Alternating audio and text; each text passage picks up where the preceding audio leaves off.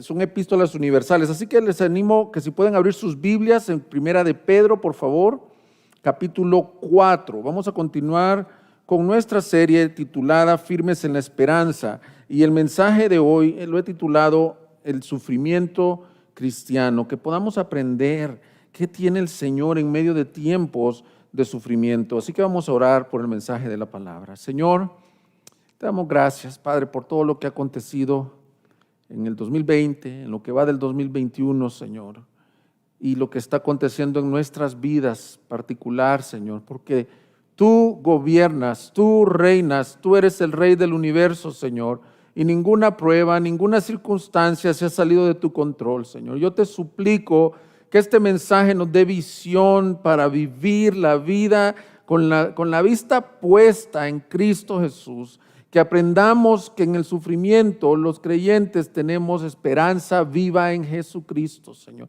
Habla por tu palabra, Señor. Aparta mi naturaleza, mi preparación. Sé tú hablando a través de mí por medio de la exposición de tu santa palabra. Te lo suplico en el nombre de Jesús. Amén. Bien, mis hermanos, abran sus Biblias en 1 de Pedro capítulo 4. Vamos a leer del versículo 12 al versículo 19. Es la sección antes del capítulo 5 y repito el título del mensaje, el sufrimiento cristiano. Dice así la escritura en la Biblia de las Américas. Amados, no os sorprendáis del fuego de prueba que ha venido en medio de vosotros. Ha venido para probaros, como si alguna cosa extraña os estuviera aconteciendo.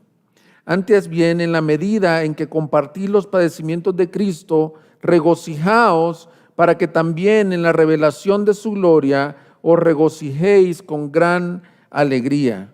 Si sois vituperados por el nombre de Cristo, dichosos sois, pues el Espíritu de gloria y de Dios reposa sobre vosotros. Ciertamente por ellos Él es blasfemado, pero por vosotros es glorificado. De ninguna manera sufra alguno de vosotros como homicida o ladrón o malhechor o por entrometido. Pero si alguno sufre como cristiano, que no se avergüence, sino que como tal glorifique a Dios. Porque es tiempo de que el juicio comience por la casa de Dios. Y si comienza por nosotros primero, ¿cuál será el fin de los que no obedecen al evangelio de Dios? Y si el justo con dificultad se salva, ¿qué será del impío y del pecador? Por consiguiente, los que sufren conforme a la voluntad de Dios, encomienden sus almas al fiel Creador, haciendo el bien. Mis hermanos, lo que estamos viendo hoy comprueba que este texto tiene relevancia para el día de hoy. Estos días, a raíz de la pandemia del COVID, mis hermanos, hemos visto que en este mundo hay aflicciones. Por si a alguien le quedaban dudas, por si alguien pensaba que la vida era color de rosa, te has dado cuenta que el mundo en general sufre tribulaciones, y quiero decir esto, y que la iglesia no es la excepción. Yo creo que muchos han malentendido qué es ser cristiano, y desde el anuncio del evangelio no se les compartió las implicaciones o el costo de seguir a Jesús. Pero la vida del cristiano, mis hermanos, tampoco es una vida color de rosa. Dijo un autor, solo tienes que vivir lo suficiente y te darás cuenta que sufrirás. Yo sé que cuando escuchamos estas cosas surge una resistencia natural y a nadie nos gustaría sufrir. Incluso este tipo de mensajes, algunos que lo estén recibiendo puede decir, a mí no me gusta que hables del sufrimiento, háblame más del triunfo, de las glorias que han de venir. Pero creo que este pasaje nos va a enseñar a ver que lo que viene adelante es glorioso, pero que la verdad, y yo no quiero que pierdas esto en mente, la realidad es que el caminar cristiano es un caminar sufriente. Pudiéramos, si estuvieran aquí presentes, decir, levante la mano aquel que no ha padecido nada desde que es creyente. Creo que todos hemos padecido de alguna u otra manera. Hablando de la pandemia, hemos sido afectados todos de una manera u otra. Cada vez oímos los casos más cercanos. En nuestra misma iglesia hay varios de ustedes que ya fueron afectados. Unos salieron muy rápido adelante, otros incluso siguen padeciendo y con temores. O sea, no solo es la enfermedad, sino que algunos quedan con temores. Voy a sufrir secuelas, voy a sufrir cuando les dan esta noticia, muchos comienzan a vivir el temor de que qué va a pasar conmigo, qué va a pasar con mis hijos. Están escuchando ustedes cómo está Jalisco, cómo está la Ciudad de México, el oxígeno está agotado, está agotado también la capacidad hospitalaria. Y veía yo un comentario en las redes sociales de alguien que entiendo que es cristiano, solo decía esto: alzaré mis ojos a los montes, ¿de dónde vendrá mi socorro? Porque aparentemente ya no hay socorro. Y quita o agrega, más bien dicho, a este sufrimiento de este 2020, de la pandemia, el 2021, tus tribulaciones personales. Muchos de ustedes, el Señor ha permitido que padezcan una enfermedad crónica, que tengan un hijo por el que han orado muchas veces y él no camina en los caminos del Señor, que tengan un cónyuge que pasa las mismas circunstancias. Otros lloran al ver a un familiar atado a vicios, o la batalla que tú mismo tienes con el pecado. Pero mi objetivo con este texto es que sepamos cómo vivir durante tiempos de sufrimiento, que son causados no por nuestros pecados, sino por la causa de Cristo. El texto es muy claro en decir que hay sufrimientos que vienen por ser hijos de Dios, que van a ser normales para los hijos de Dios. Y nuestra esperanza es que tú vivas viendo al Señor en medio de esos tiempos difíciles. Recuérdate que el contexto de la epístola de Pedro es Pedro escribiéndole a los expatriados ahí en las regiones, que es la actual Turquía, y él sabe que son gente sufriente, gente que ha padecido. Y ese es el contexto de la carta. Y te quiero recordar un poco, porque ya hace mucho que no estamos. El contexto del capítulo 4 es: puesto que el fin se acerca. Puesto que el fin se acerca. Mira el versículo 7, más el fin de todas las cosas se acerca. Ese es el contexto en el que está hablando eso. ¿Cómo vivimos a la luz que el fin se acerca, mis hermanos? Entonces, prácticamente, digamos, la tesis o la proposición de este mensaje es que el Señor nos quiere enseñar a vivir en medio del sufrimiento a la luz del fin. Es parte de cómo vivir como iglesia. Aprendamos a sufrir con la gracia del Señor. Así que veremos algunas divisiones fundamentales que he hecho en el texto.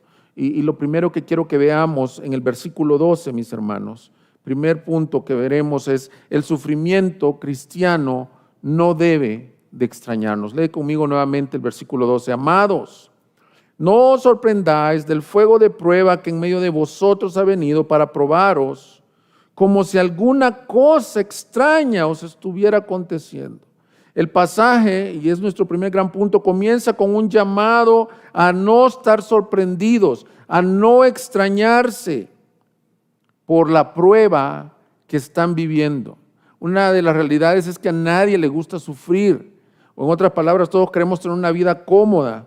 Muchos dicen: ¿por qué Dios no nos salvó y de una vez nos llevó a su gloria, evitando esta vida tan dura? Pero la realidad es que el camino de la vida del creyente, no acontece eso, que te salva y te lleva a la gloria, porque el camino del creyente es un camino de perseverancia. Dios está obrando en nuestras vidas y a veces permite tiempos de angustia. De hecho, aquí Pedro le llama una prueba como fuego. No os sorprendáis del fuego de prueba como si algo extraño o algo ajeno estuviera aconteciendo en la vida del cristiano. Es de esperárselo. El caminar del cristiano es un caminar de perseverancia, porque ancha es la puerta que lleva a la perdición, mas angosta es la puerta y estrecho el camino que lleva a la vida eterna, y pocos los que van por él. Es estrecho el camino de salvación. Angosta es la puerta, con dificultades, dice este texto que leímos, se salva.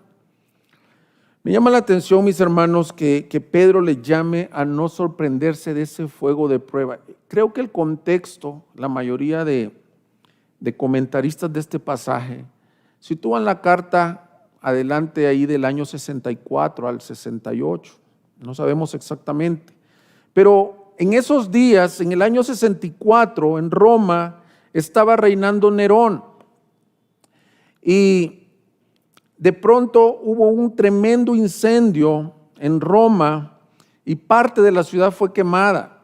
Y lo más trágico del caso es que fueron muchas, vamos a usar el término colonias o en aquel tiempo pues distritos que fueron quemados y aparentemente, según algunos historiadores, en la zona en donde vivían los cristianos no cundió tan fuerte ese incendio. Entonces, la historia dice que Nerón, buscando culpables, incriminó a los cristianos, lo que nos confirma lo que Pedro está diciendo, porque no hubo ningún abogado, sabiendo que Roma era pues fuerte en el derecho, no hubo ningún abogado que dijera que eso era una injuria. Quiere decir que los cristianos ya para el año 64 eran mal vistos. Y se desató la primera gran persecución. Históricamente se hablan de 10 grandes persecuciones que ocurrieron de parte del Imperio Romano, pero la primera gran persecución se desató en el año 64. Entonces, si situamos esta carta ahí por el año 64 al 68, no sabemos en realidad, todo esto son datos lo más cercanos posibles.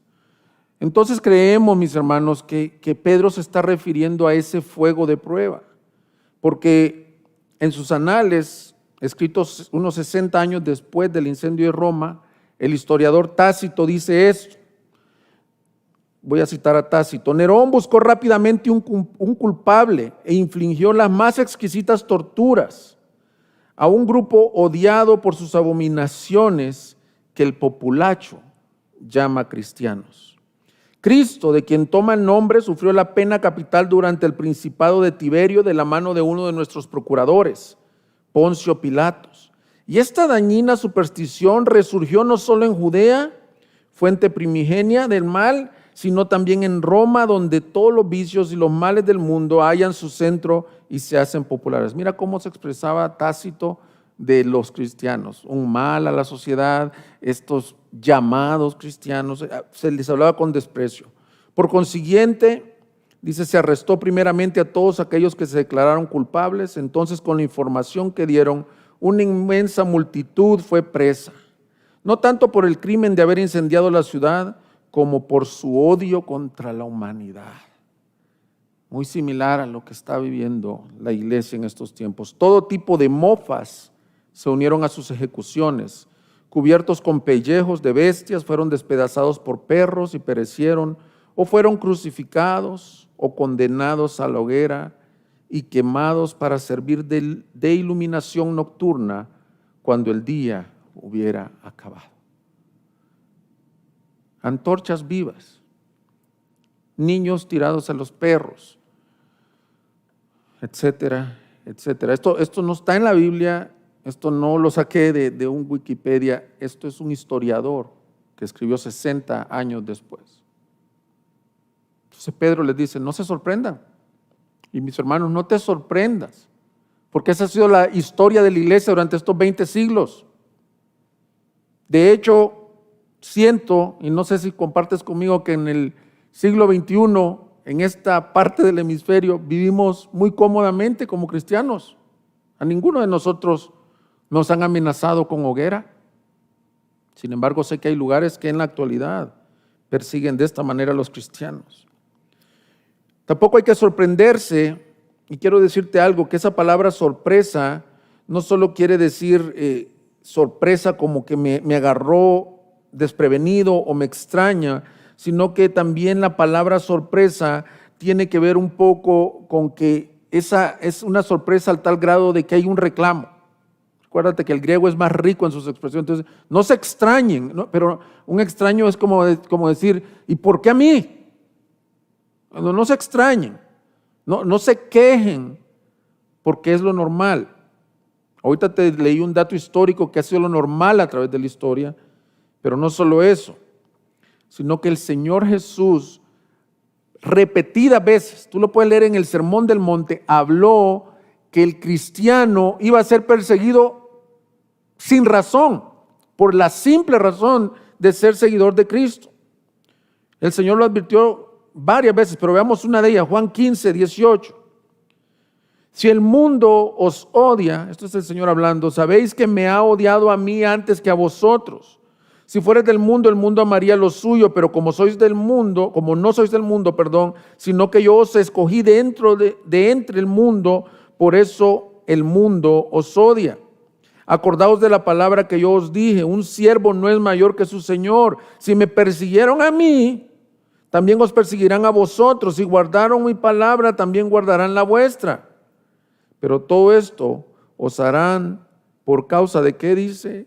De mi nombre, porque no conocen al que me envió. La razón de este fuego de prueba que le había venido a la iglesia era por la simple razón de identificarse con Cristo. El mundo rechaza a Cristo, de acuerdo a ese texto. No cree en su palabra. El cristianismo no es una creencia atractiva, no es popular.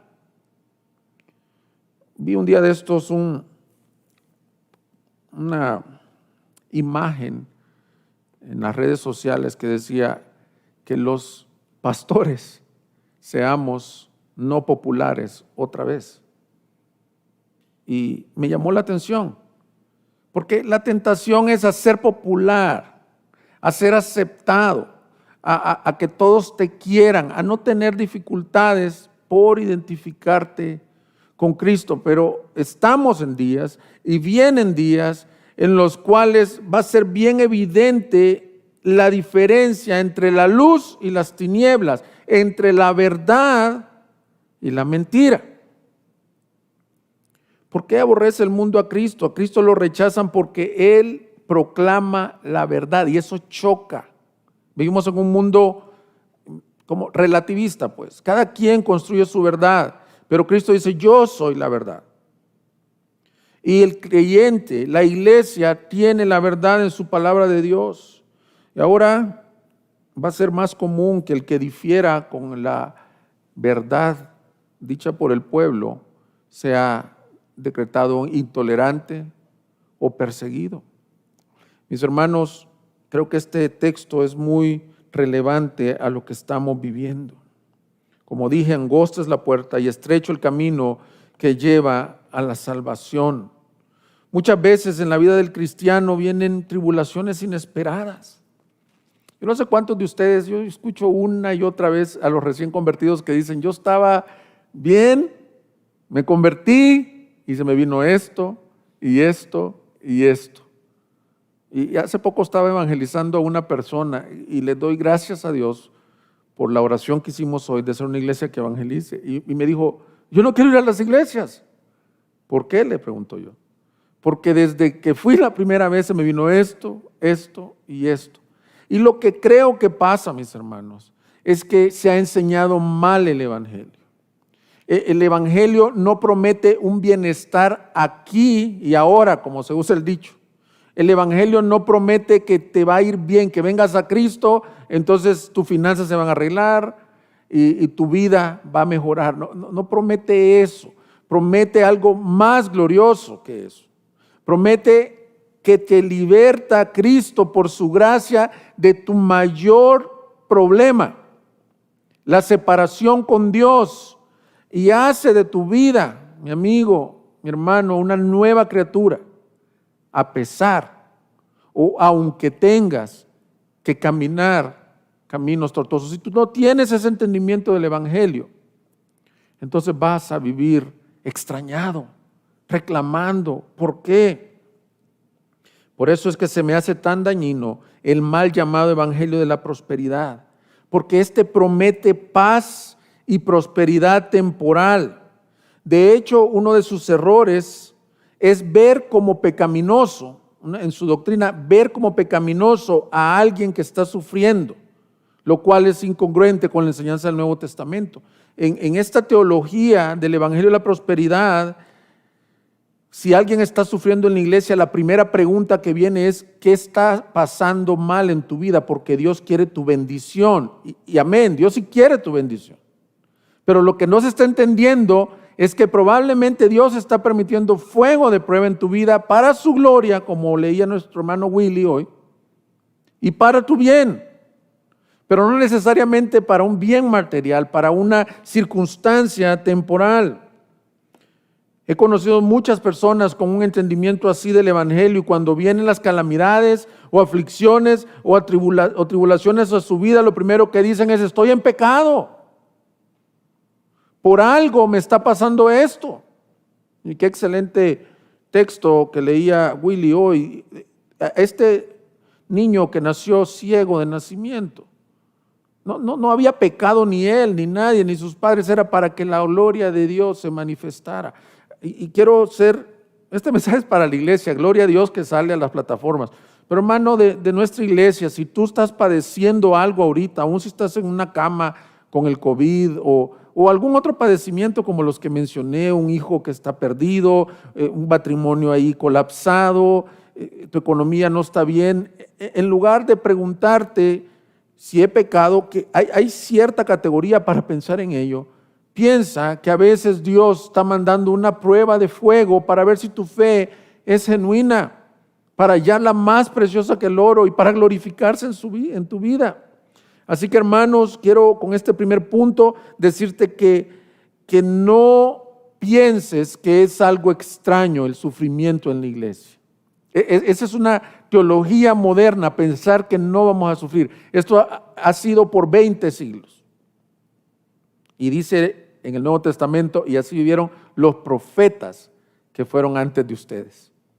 Es decir, la historia de los hijos del Señor siempre ha sido difícil, dura, pesada, pero con gozo. Lo segundo que veremos en el versículo 13, entonces hemos visto lo primero, que no te extrañes, que es lo normal, que Dios lo permite, porque ese es el camino que Él tiene para llevarnos a la gloria. Pero lo segundo que veremos es que el sufrimiento cristiano debe ser motivo de gozo. Y vas a decir tú, ¿cómo es posible que nos digas eso? ¿Acaso la iglesia está llamada a ser masoquista? ¿Acaso yo me puedo reír al estar viendo a mi cónyuge que está postrado en cama? ¿O que de verdad no tengo cómo pagar la renta de este próximo mes? ¿O que ya le he pedido, como Pablo, 3 veces al Señor, le he rogado que quite esta calamidad de mi vida y no la quita? Y me dices que me goce en eso. Y yo creo que Pedro hace una excelente labor en darnos argumentos. No que te goces en sufrir, porque a nadie le gusta sufrir. Es mentira, sería como una utopía si yo te dijera, gózate en el sufrimiento. No, Pedro nos da razones de por qué el sufrimiento cristiano puede ser motivo de gozo. Lee conmigo el versículo 13. Antes bien, en la medida que compartís los padecimientos de Cristo, que dice, regocijaos, para que también en la revelación de su gloria os regocijéis con gran alegría. Pedro no solo nos dice, no te sorprendas, sino que en el sufrimiento el creyente puede regocijarse. Pero no solo nos da el mandamiento, sino que nos da su argumento, nos dice por qué. Yo creo que hay algunas razones que este mismo texto nos da para gozarnos en el sufrimiento. Veamos algunas de ellas y yo espero que cuando tú las veas digas, amén, estoy sufriendo, es doloroso. Quizás ningún hermano te entiende. Esa es una característica del sufrimiento. Muchas veces el que está padeciendo algo, ya sea por la causa de Cristo, imagínate esta persona, perder a un hijo porque tú no negaste la fe. Esta persona es del primer siglo. Quizás el otro no entiende tu padecimiento, que ya son años que le pediste al Señor por esa enfermedad y sigue y sigue. Y a lo mejor te ven los otros hermanos y comienzan a prosperar los otros hermanos y nadie te entiende. Bueno, el Señor quiere decirte que Él te entiende, que Él está contigo y que Él te quiere dar razones para que tu gozo sea proveniente de adentro. Lo primero que yo veo ahí, o no quiero decir primero, segundo, sino algunas razones para gozarte en el sufrimiento es porque eres participante. Mira, versículo 13 todavía, no estoy saliendo del versículo 13. Antes bien, en la medida en que compartís, ¿qué dice? Los padecimientos de Cristo. ¿Cómo te puedes regocijar en el sufrimiento? ¿Cómo alguien? Cuando te das cuenta que es una bendición enorme no solo gozar de la nueva vida en Cristo, del poder resucitado de Cristo, sino ser participante con Él en sus padecimientos. Eso es un privilegio que tiene la iglesia. Lo vemos este principio en diferentes pasajes en donde dice que en cierta manera el creyente se identifica con su Salvador y camina el camino de la cruz. Lo vemos en diferentes pasajes. Dice, el que quiera ser mi discípulo es necesario que tome su cruz a diario. La cruz ahora las usamos en las iglesias como una cadena con un crucifijo, pero imagínate lo ilógico, ¿cómo te puedo decir? Lo espectacular de traer una herramienta de martirio. La cruz no es para que la andemos colgando, sino para que recordemos el glorioso sacrificio de Cristo. Y Jesús dijo, el que quiera ser como su maestro, también debe de morir todos los días. Pablo lo dijo en Romanos 8, por causa de ti somos puestos a muerte todo el día. O sea, hay muchas formas que vemos que la Escritura enseña este principio. El siervo no es mayor que su Señor. El grano de trigo tiene que morir primero para llevar mucho fruto. De diversas formas. Me llama mucho la atención que cuando el Señor salva a Pablo, al apóstol Pablo, él cae al piso y le dice, yo le mostraré lo que le es necesario padecer por mi nombre. Entonces esta enseñanza no es popular, de hecho es quitada del evangelismo, se llama el costo de seguir a Cristo. El costo de seguir a Cristo es que me identifico con Él en su muerte y en su vida. Nos gusta ser populares, nos gusta estar cómodos, nos gusta tener cero problemas, pero el Señor a veces nos llama a identificarnos, es lo que está diciendo Pedro. Te puedes gozar porque eres partícipe de Cristo en sus sufrimientos. Imagínate Pablo, yo sé que muchos van a leer este texto y van a decir, pues sí, pero él era el apóstol Pablo. Yo no estoy en ese nivel, yo no podría hacer esta oración, pero mira cómo la hacía él. Y que el Señor te dé fe, dice Filipenses 3, versículo 7. Pero todo lo que era para mí ganancia lo he estimado como pérdida por amor de Cristo.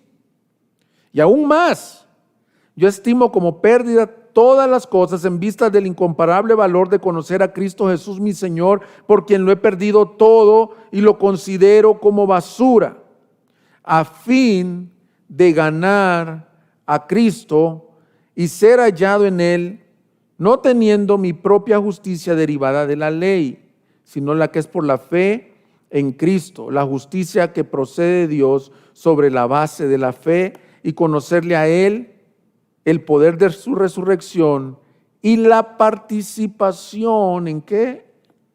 En sus padecimientos, llegando a ser como Él en su muerte. Imagínate la ambición de Pablo. Cuando el Señor lo rescata, le dice, te voy a mostrar que te es necesario padecer por mi nombre, pero él avanzado los años dice, yo todo en esta vida lo tengo como pérdida por llegar a conocerlo a Él. Y quiero estar identificado con Él aún en sus padecimientos. Ahora, yo sé que estás pensando, pues sí, pero era el apóstol Pablo. Pero lo que me llama poderosamente la atención, que este era el sentir de toda la iglesia. Por eso es que Pedro les escribe, no se extrañen, más bien siéntanse dichosos que ustedes padecen y comparten los padecimientos de Cristo. Caminar a la hoguera, caminar al Coliseo, es otro nivel de sufrimiento, hermanos. Nosotros a veces estamos sufriendo porque en la iglesia, estoy usando una ilustración general, pero no me refiero a esta iglesia.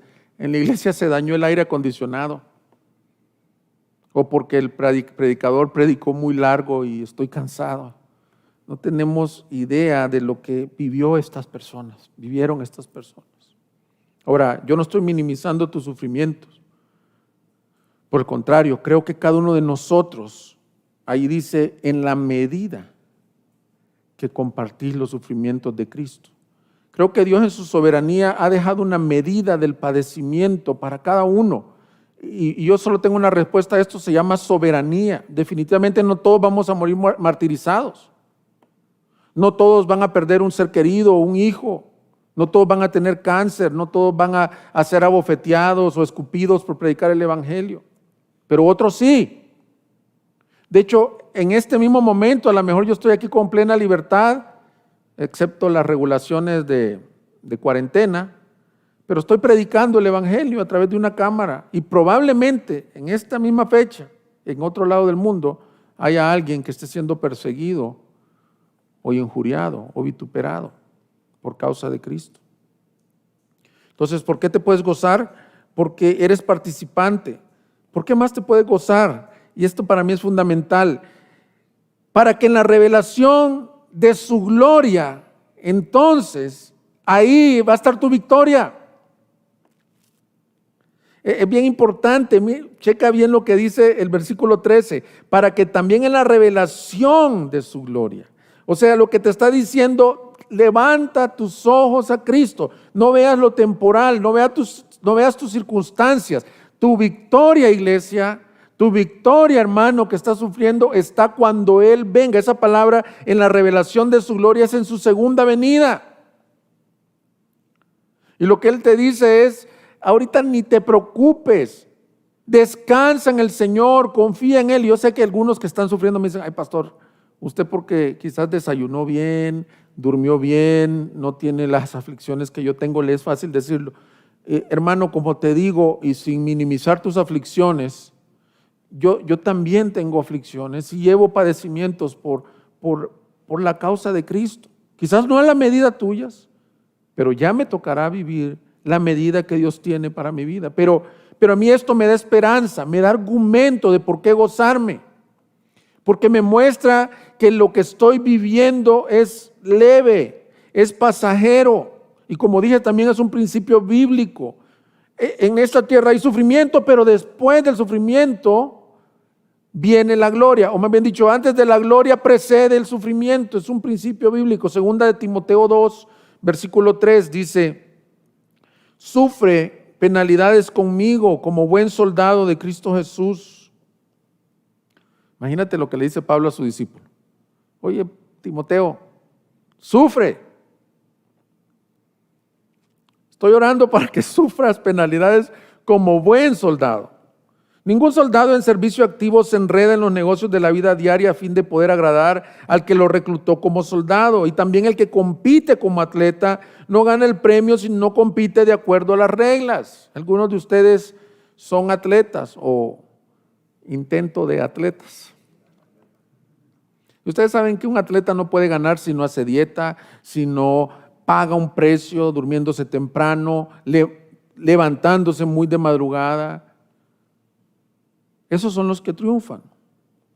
El labrador también, versículo 6, que trabaja debe ser el primero en recibir su parte de los frutos. Considera lo que te digo, pues el Señor te dará entendimiento en todo.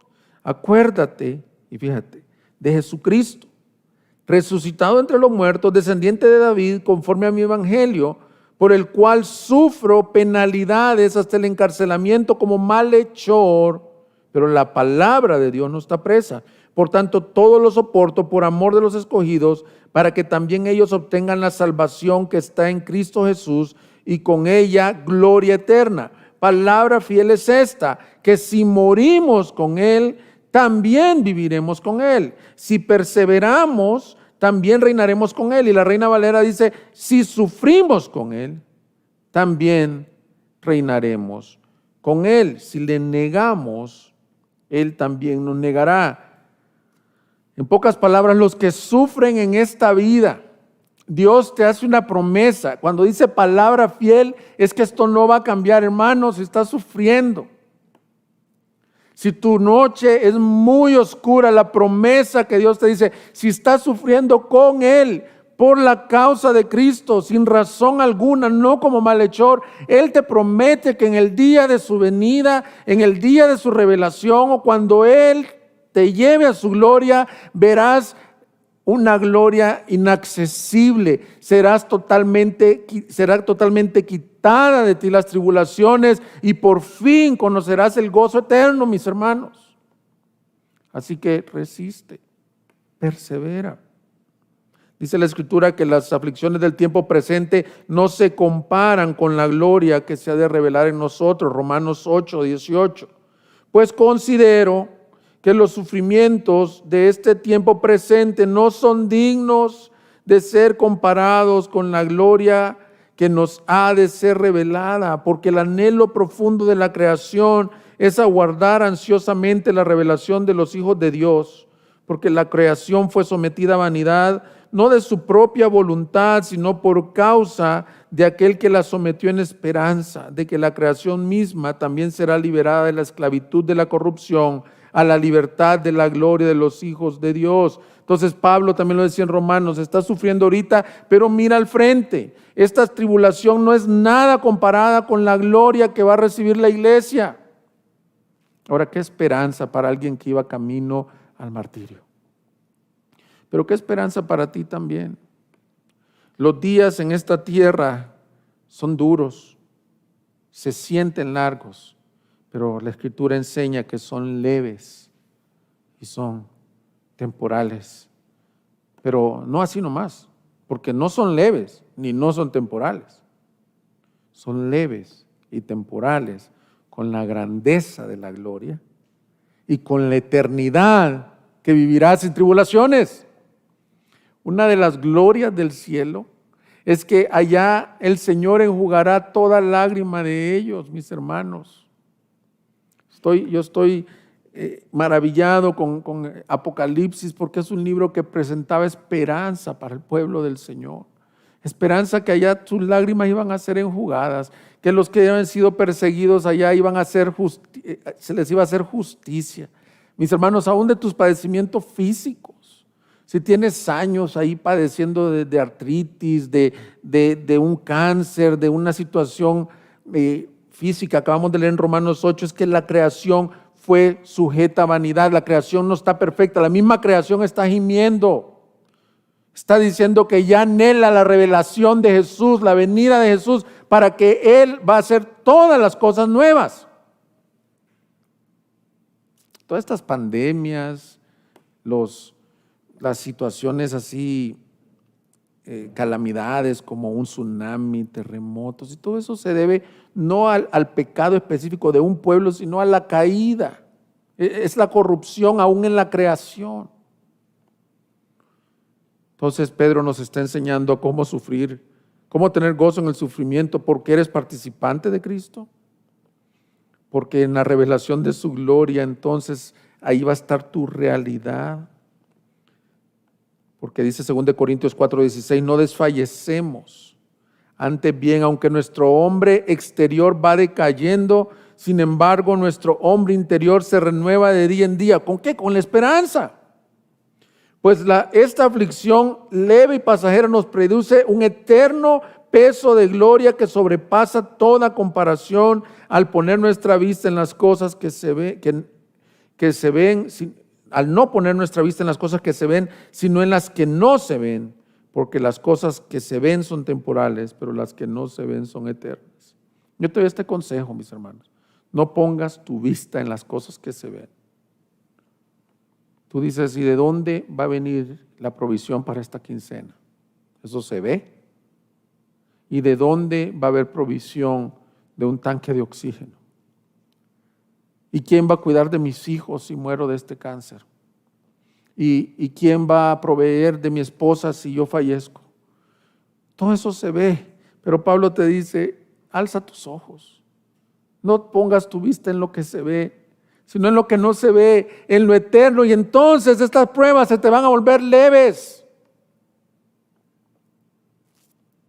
¿Verdad que suena como una vida bien elevada? bien divina. Pues es que eso es lo que quiere el Señor de su iglesia, que te fíes del Señor de todo tu corazón. Pero también aquí hay una aclaración que quiero hacer. Pedro sigue diciendo en el versículo, por favor, 14. Si sois vituperados por el nombre de Cristo, dichosos sois, pues el Espíritu de gloria y de Dios reposa sobre vosotros. Ciertamente por ellos, Él es blasfemado, pero por vosotros es glorificado, que de ninguna manera sufra alguno de vosotros como homicida o ladrón o malhechor o por entrometido. Otra forma para gozarte en las tribulaciones es que sepas que el sufrimiento por la causa de Cristo te convierte en alguien bienaventurado. Esto es una cosa como una paradoja. ¿Cómo si estoy sufriendo por la causa de Cristo y me están insultando? Entonces tú puedes decir, yo soy bienaventurado, pero el texto enseña que muchas veces el creyente va a ser vituperado. Que eso significa, fíjate, burlado, insultado, agredido verbalmente, mofado, injuriado o calumniado. Qué tremendo. Eso es lo que le pasó al primer siglo a la iglesia. Eran calumniados de que ellos eran sediciosos, que ellos habían quemado la ciudad. Muchos de ustedes han sufrido estos padecimientos. Me platican varias personas de esta iglesia que conocieron a Cristo. Y por el simple hecho de conocer a Cristo, perdieron la amistad, la relación con un familiar. Tengo a mi buen amigo, el pastor Abelardo Muñoz, que platica una historia. Él tenía un padrino que lo quería como hijo. Este padrino solo tenía hijas y tenía a Abelardo como su hijo. Lo quería mucho. Él vivía, dice, en la ciudad de León, Guanajuato, y estaba ahí, siempre lo visitaba. El día que Abelardo conoce al Señor, va y le testifica de Cristo. ¿Y sabes qué fue lo trágico? Que de ese día le dejó de hablar, no asistió a su boda, y pasaron los años y falleció este señor y le dejó de hablar. Simplemente se llevó la amargura por la razón de ser cristiano. Eso es lo que les está diciendo Pedro. Ustedes van a ser injuriados. ¿A cuántos de ustedes les ha pasado eso?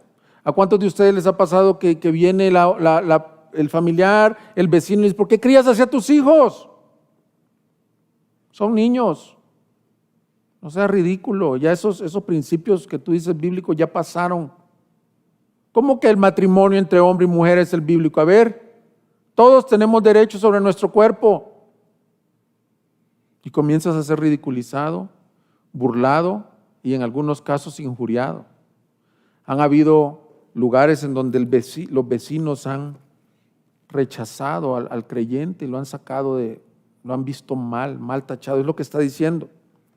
Pero la palabra enseña que cuando eso pase, que tú yergas tu cuello, tu cabeza y respires tranquilo y digas, dichoso soy, bienaventurado soy. Lucas 6:22 dice, bienaventurados sois cuando los hombres os aborrecen, cuando os aparten de sí, os colmen de insultos y desechan vuestro nombre como malo por causa del Hijo del Hombre. Alegraos en ese día y saltad de gozo, porque aquí vuestra recompensa es grande en el cielo.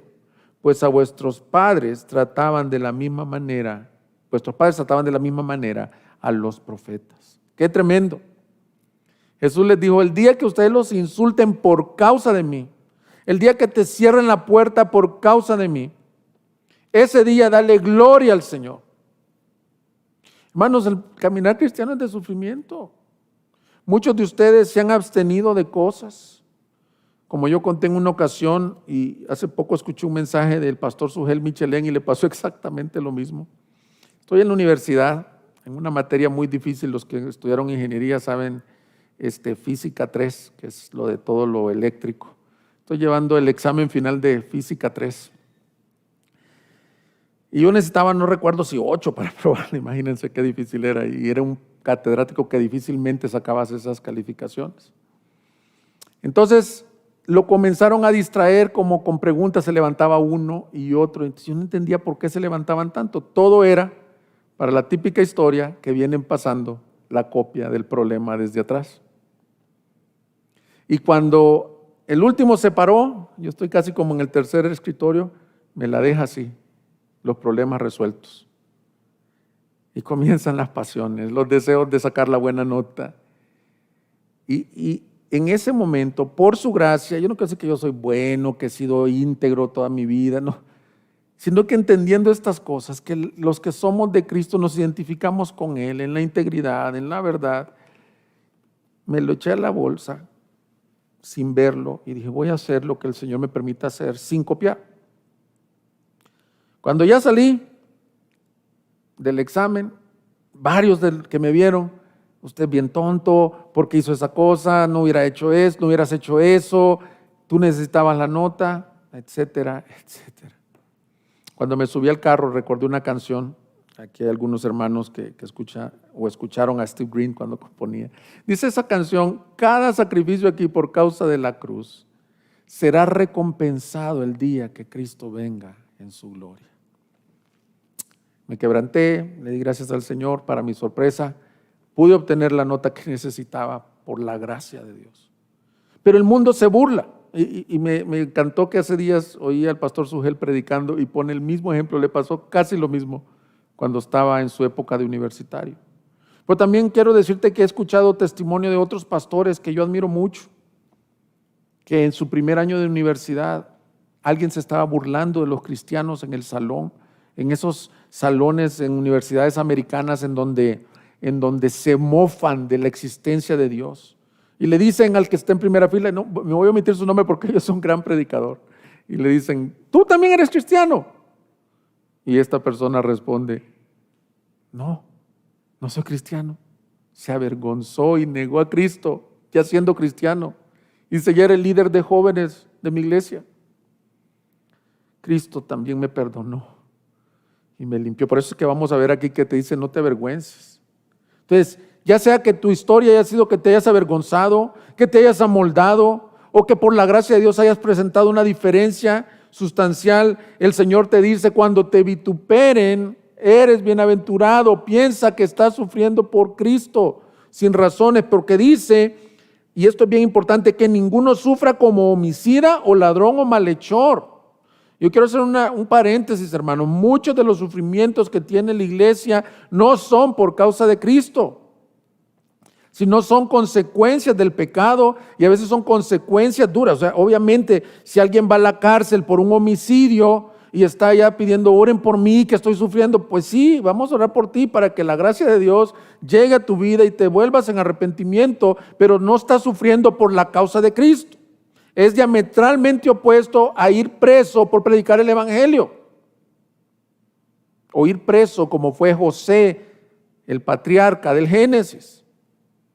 Por ser fiel al Señor, lo injuriaron de intento de abuso.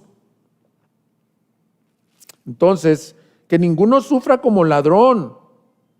Si tú manejas mal tus finanzas, te metes en una relación ilícita financiera con alguien y sufres consecuencias, tienes pérdida, no es a lo que se está refiriendo. Y me llama la atención que dice por entrometido. Me quiero tener aquí un poco porque en el Nuevo Testamento no se vuelve a encontrar esta palabra. ¿A qué se refiere Pedro? Y yo estuve investigando un poco y se refiere a meterte en cosas que no te incumben. Y me doy cuenta que esta característica acarrea un montón de sufrimientos. Cuando alguien anda de entrometido, pareciera que por el contexto se refiere a entrometerse en la iglesia. Quizás está hablando de pastores falsos, pero quita el contexto, aplícalo a tu vida. Cuando tú te entrometes en cosas que no tienen que ver contigo, usualmente vas a acarrear un sufrimiento. Pero lo que llama la atención poderosamente es que la Biblia de las Américas hace esta traducción así, que ninguno sufra. Queriendo decir esto, que estos sufrimientos los puedes evitar por la gracia de Dios. Entonces, mi hermano, yo te quiero decir que si tú estás sufriendo por un pecado, lo que tú necesitas es redención. y venir a Cristo, y Cristo te quiere restaurar, y Él es el Dios de misericordia. Pero no es el sufrimiento cristiano que estamos hablando, el que es por identificarse con Cristo. Pedro llega a la conclusión que por tanto entonces no debe de ser motivo de avergüenza, que ninguno que sufre como cristiano, versículo 16, se avergüence, sino que el tal glorifique a Dios, que se avergüencen los pecadores. Ahora no le da vergüenza a alguien cambiar su género, si es que se puede cambiar, modificar su cuerpo, pero sí nos da vergüenza decir que somos cristianos. Qué paradójico, ¿no? Si tú dices que amas a Cristo, a veces te avergüenzas de ello. Pero el artista pagano se jacta de sus vicios, de sus riquezas malavidas, etc. Hermano, si te han de criticar, pues dice también el texto que leímos, si sufrimos con Él, también reinaremos con Él. Pero si le negáremos, Él también nos negará. No te avergüences de dar testimonio de mí. No te avergüences del Evangelio, porque es poder de Dios para salvación. Si algo que no te avergüence, yo me lo predico a mí mismo, es de decir que eres cristiano, cueste lo que cueste. Cristo es nuestro Señor y nos da otra razón gloriosa para estar llenos de gozo. Es porque el Espíritu de Dios reposa sobre los que padecen persecución. Tu gozo está en saber que el Espíritu Santo está reposando en ti en las tribulaciones, que tu alma ya ha sido regenerada. Sobre el creyente reposa el Espíritu Santo aún en la tribulación más grande. Espíritu Santo se puede traducir, o la palabra griega es parácletos, que significa una ayuda, un animador, un consolador, el que te pone el hombro para caminar contigo. Mi hermano, mi hermana, no estás solo en tus padecimientos. Esas creyentes que caminaban a la hoguera no iban solos, iban con el Espíritu Santo dentro de ellos, y Él es el que reposa sobre ti, mis hermanos, en esa cama de hospital, en eso que dices nadie me entiende, en ese hijo que tú has orado tanto por él y que va creciendo, tiene 15, 16, 17 años, cada vez más rebelde con el Señor, que se fue de su casa, que te quebranta tu corazón, estimada madre, estimado padre. El Espíritu Santo reposa sobre ti y Él es tu consuelo. Yo quisiera casi decirle estas palabras a cada uno de ustedes en lo personal. Mira, si yo no te puedo visitar en esta angustia, si no te puede visitar el otro pastor Andrés o el otro pastor, el hermano Luis, date cuenta de esto, creyente, tú no estás solo. Cuando entraron al horno de fuego aquellos 3 varones hebreos, se acercó el rey por el horno de fuego para ver qué había pasado. Dice que no fueron 3 los que metimos en ese horno. ¿Por qué? Porque yo veo 4 de ellos y el cuarto de ellos es como hijo de Dios, como hijo del Altísimo. Porque en todo horno de fuego, Él está contigo. El Espíritu Santo no es una influencia, el Espíritu Santo no es una emoción, el Espíritu Santo no es una doctrina, el Espíritu Santo es Dios. Y creemos en Dios, Espíritu Santo. Yo le doy gloria a Dios porque por Él nada más he podido resistir las tribulaciones que he tenido en esta vida. Porque no estamos solos, iglesia. Porque yo no te puedo prometer un panorama mejor para el 2021, pero sí te puedo prometer esto. Venga lo que venga. Si tú estás sufriendo con Cristo, el Espíritu Santo reposa sobre ti. Por eso es que dice, sed constantemente llenos del Espíritu Santo. No te atrevas a levantarte en la mañana sin pedir la llenura del Espíritu Santo, sin decir, Espíritu Santo, te necesito. Y en estos mismos momentos, ahí donde esté llegando este mensaje, pide esto al Señor. Espíritu Santo, lléname, ya no soporto. Habacuc mismo se quejó, los salmos están llenos de quejas en decir, ¿hasta cuándo, oh Jehová? Decía Habacuc, me haces ver sufrimiento, maldad, injusticia, ¿hasta cuándo? Pero nosotros tenemos el derramamiento del Espíritu Santo, iglesia. Nosotros tenemos una realidad más gloriosa. Él está con su pueblo. Es mejor que yo me vaya, dijo Jesús, para que yo pueda enviaros a vosotros el Consolador. Por eso es que Romanos 8 dice, y Él intercede por nosotros con gemidos indecibles. Cuando no sabes ni qué decir, Él está ahí por ti intercediendo delante del Padre. ¿Qué mayor ayuda quieres en tus tribulaciones? Por último, mis hermanos, los sufrimientos por la causa de Cristo purifican a la iglesia y deben de servir de advertencia a los que no son de Cristo. Dice el versículo 17, porque es tiempo que el juicio comience por la casa de Dios.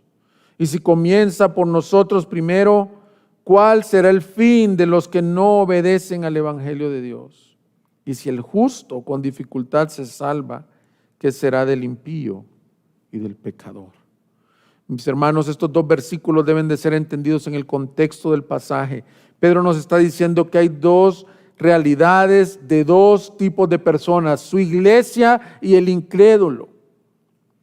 Su iglesia definitivamente está padeciendo cosas y las ha padecido durante los últimos 20 años. Y tú dices, ¿y por qué? Yo pensé que todo iba a ser un camino planito, porque aquí nos habla de un juicio, pero no equivalente al juicio eterno, sino que un juicio de purificación. La mayoría de comentaristas creen que Pedro, al ser judío, está haciendo referencia a Malaquías 3, cuando dice que el Señor se iba a sentar a afinar a su casa. Las pruebas están afinando tu vida y empieza por su iglesia. Mis hermanos, no creas que te vas a salvar así sin la necesidad de ese crisólito del Señor, de ese trabajo en ese diamante. Malaquías 3, versículo 2 dice, pero ¿quién podrá soportar el día de su venida? ¿Y quién podrá mantenerse en pie cuando Él aparezca? Porque Él es como fuego de fundidor y como jabón de lavanderos. Dice, Él se sentará como fundidor y purificador de plata y purificará a los hijos de Leví y los acrisolará como a oro y como a plata y serán los que presenten ofrendas en justicias al Señor. Muchas veces la prueba no es un juicio para condenarte, pero está probando, está limpiando, está purificando. Qué gloriosos tiempos cuando tenemos tribulaciones. Yo te quiero decir esto, cuando es así, recíbelos del Señor. Dice, hijo mío, no desmayes cuando eres disciplinado, porque todo padre a su hijo que ama lo disciplina. Y al que lo toma por hijo, lo azota. Dice, pero después que hayáis participado de esta disciplina, tenéis como vuestro fruto la santificación. Dios está purificando a la iglesia. Definitivamente las pruebas que se le vinieron al primer siglo, como las que está viviendo la iglesia ahorita, definitivamente nos purifican y Dios quiere traer un avivamiento, como hemos estado predicando, y está purificando su iglesia. Recuérdate aquí en el capítulo 1 que vimos en el versículo 6, dice, en lo cual os regocijáis grandemente, aunque ahora, por un poco de tiempo, si es necesario, seáis afligidos con diversas pruebas, para que la prueba de vuestra fe, más preciosa que el oro que perece, aunque probado por fuego, sea hallada que resulte en alabanza, gloria y honor en la revelación de Jesucristo. Lo que Pedro ha enseñado en toda la carta es que la fe ha de ser probada, y la palabra prueba significa aprobado, y lo que está probando es si un cristiano es verdadero cristiano o no. Porque dice que los otros, si el cristiano con dificultades se salvará, está siendo probado, está siendo acrisolado, pero va a haber una diferenciación. El que es de Cristo, y lo quiero decir categóricamente, va a perseverar hasta el fin. Leímos en Hebreos hace 3 domingos, dice la Escritura, mas el justo por la fe vivirá, y si retrocediere no agradará mi alma. Pero nosotros no somos de los que retrocedemos para perdición, sino de los que perseveran para vida eterna. ¿Por qué? porque a los que Él llamó, también justificó, también glorificó. Mis hermanos, Él está obrando en tu vida. Tú no entiendes a lo mejor, yo a veces no entiendo las circunstancias, a veces vemos que Él hace un corte, a veces vemos que Él cierra una puerta, a veces decimos, ¿por qué tanto sufrimiento? Si eres de Cristo, Él está probando tu fe más preciosa que el oro. Y si Dios no toma a la ligera la genuinidad de la fe del creyente, ¿cuánto más al rebelde? Los cristianos lidian con pruebas, con su pecado, el camino, como dije, es angosto, pero al final se salvan con dificultad. No quiere decir que es bien difícil salvarse, sino que la mejor traducción sería, se salvan con dificultades o a través de dificultades. Pero este pasaje es una advertencia para ti, mi amigo, que no conoces a Cristo. Porque dice el versículo 18, si el justo con dificultad se salva, ¿qué será del impío o del pecador? Mi amigo que nos ves en tu casa, como he dicho toda la predicación, el cristiano sufre pruebas. Y aunque son fuertes, tienen un fin glorioso. Porque nosotros hemos sido librados del juicio final por la gracia de Dios. Dios no nos está castigando por las pruebas, sino probando la genuinidad de nuestra fe. Pero a ti, amigo mío, que rechazas a Cristo, es probable que en esta vida te vaya bien, que no seas alguien sufriente, que no tengas tribulaciones, que estés bien económicamente, que incluso hagas fechorías y nunca seas descubierto. Pero el juicio que recibirá alguien que rechaza a Cristo es severo. Y no es aquí, es en la eternidad. Las pruebas de esta vida para un cristiano no son nada comparadas con el fuego eterno preparado para los que rechazan a Cristo. Por eso yo vengo hablándote con carga de corazón, no vengo con juicio. Yo no soy mejor que tú en ningún momento, por el contrario, yo estaba extraviado, ciego y perdido, como cantamos hoy, huérfano. Así era yo, así vivía, pero un día amaneció la luz de Cristo a mi vida, por medio de la cual ahora yo me he identificado con Cristo por la pura gracia, sin mérito mío. Pero si tú me estás oyendo y toda tu vida has rechazado a Cristo, te quiero leer lo que dice 2 Tesalonicenses 1:6. Porque después de todo, dice, es justo delante de Dios retribuir con aflicción a los que os afligen y daros alivio a vosotros que sois afligidos, y también a nosotros cuando el Señor Jesús sea revelado desde el cielo con sus poderosos ángeles en llama de fuego, dando retribución a los que no conocen a Dios y a los que no obedecen el evangelio de nuestro Señor Jesús. Estos sufrirán el castigo de eterna destrucción, excluidos de la presencia del Señor y de la gloria de su poder, cuando Él venga para ser glorificado en sus santos en aquel día y para ser admirado entre todos los que han creído, porque nuestro testimonio ha sido creído por vosotros. Esto me da un sentido de urgencia para ti que no conoces. Mis amigos, mis hermanos de la iglesia, para tu hijo que no conoce al Señor, no es que se porte bien. No es que tu cónyuge que no conoce al Señor se porte bien, es que si él vive rechazando a Dios, nuestras pruebas no se comparan con el juicio que va a tener él. Retribución de separación eterna. Por lo tanto, mi amigo, yo te hablo con carga de corazón, con aflicción. No sé si va a ser la última vez que vas a escuchar este mensaje, pero te digo, no rechaces a Jesús. Y tú me vas a decir qué tengo que hacer. ¿Qué puedo hacer? Porque yo ni siquiera quiero nada de Él, no lo busco, no siento nada de lo que tú estás hablando. Lo que puedes hacer es reflexionar en el significado de la vida. La vida no es temporal, es eterna. No se trata de pasárnosla bien, sino que el mayor problema es rechazar a Dios.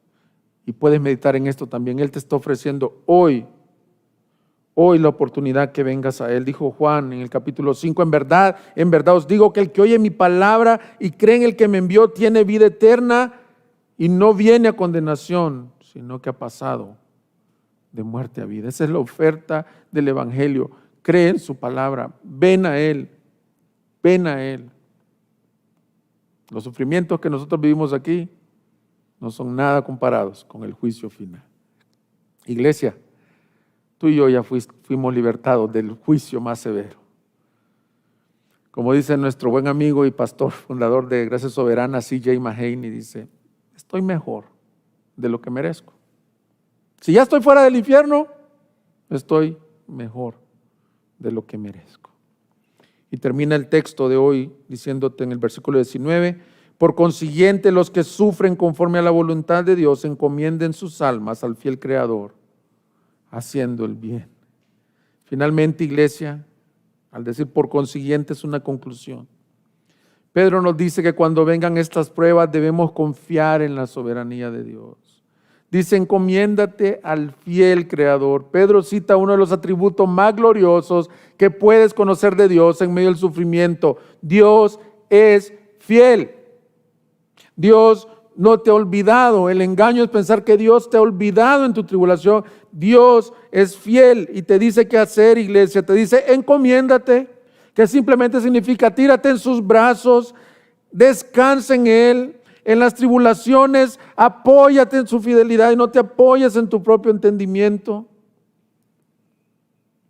Esto es un ejercicio de fe, de rendición, de depósito. Si en estos días has estado sufriendo o toda tu vida ha sido sufrimiento, quiero terminar con el Salmo 37:3, que dice exactamente las mismas palabras. Confía en el Señor y haz el bien. Habita en la tierra y cultiva la fidelidad.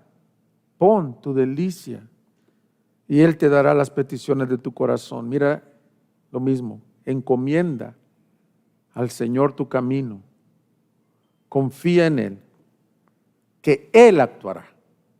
Hará resplandecer tu justicia como la luz y tu derecho como al mediodía. Iglesia, encomienda tu alma al fiel Creador. Pónganse de pie, vamos a orar y vamos a darle gracias a Dios por su palabra. Señor, búsquenos en Facebook y YouTube como Iglesia Gracia Soberana Guadalajara y visita nuestra página de internet igsg.org.mx y disfruta de este y otros mensajes. Visítanos, estamos en Avenida San Luis Gonzaga, 5114, Zapopan, Jalisco, México. Estaremos felices de recibirte.